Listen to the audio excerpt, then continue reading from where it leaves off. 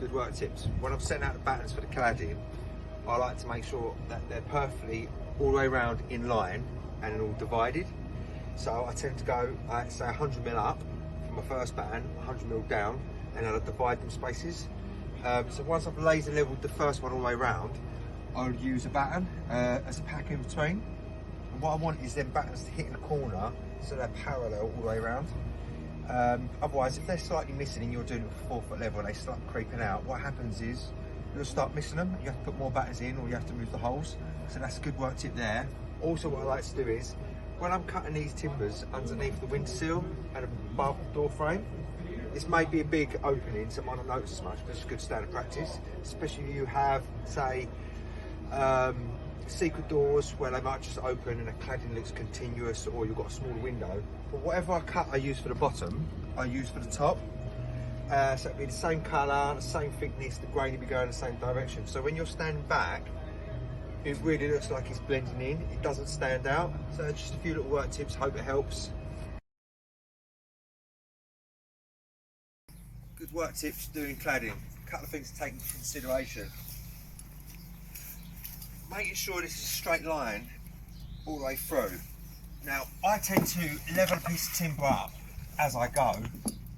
I will prop it up underneath a piece of timber, level it, prop it up the other end. Even if I've got to put a timber down there, put my eye through it, make sure it's straight. The thing is, when you are doing these little pieces, it's so easy just to put a straight edge as you go, and they've only got to be a little bit out of level or cut slightly out. Before you know it, it starts tapering off.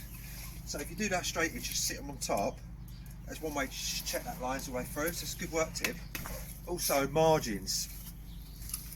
When we come here and we had to notch it around, what we found is we had a silly little 10mm little rip around. It didn't really work.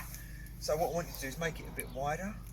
So instead of doing 6mm gaps, we made it 5, and then we planed 1.5 mm off, just to try and give it a little bit more of a meat there, then we can get a bit more of a fix in. Now when we go to the other end, personally I would have liked to have matched that.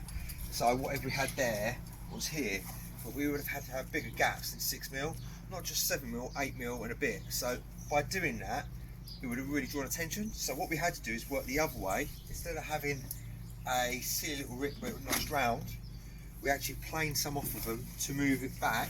That way we can get the full board on. It's good little work tips, hope it helps. Good work tips. Putting in large cladding and a lot of the timbers are bowed. Now if we get the packer how it wants to be in the middle, quite far away at the top. So if I was to fix the top over, it'd be touching in the middle. So a good way of doing that is, we'll fix it here where we need to be. We'll cut 2 wedges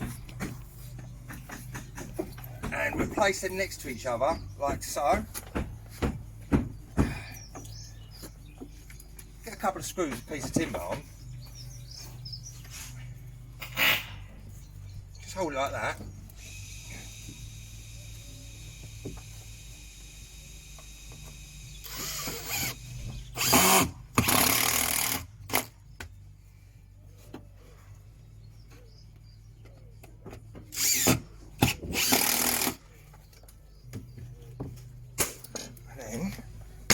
Just give it a tack.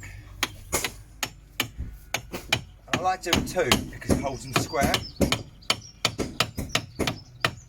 What I tend to do is, if you just go slightly over, let's say we've got a 6mm gap, if we just go 5mm over, 5mm gap, so we're going over an extra mil. Obviously once we fix that, that will release slightly, but that's a good little work tip. So effective and easy. Good work tips, hope it helps.